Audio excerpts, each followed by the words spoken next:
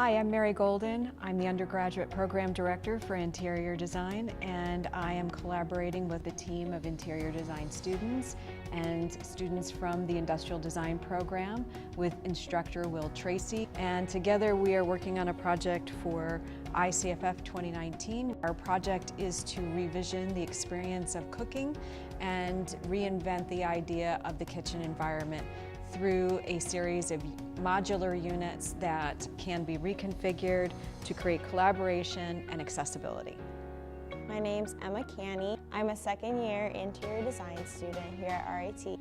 I chose interior design to kind of challenge what people think about interior design and be different and really make a difference in the design world.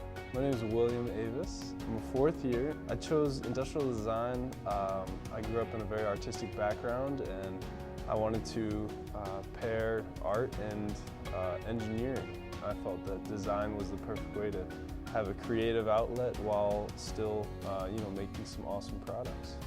My name is Raquel Rojas. My major is interior design and I'm a second year. I've always wanted to become an architect, but I thought starting off with interior design and learning the inside of the space and then working myself out was a better approach.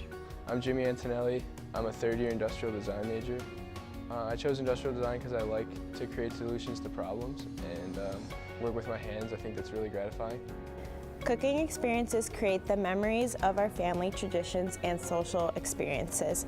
Rochester Institute of Technology's interior and industrial design programs will showcase working prototypes for unique, mobile, and modular units that push the boundary of the cooking experience in traditional kitchen work triangle.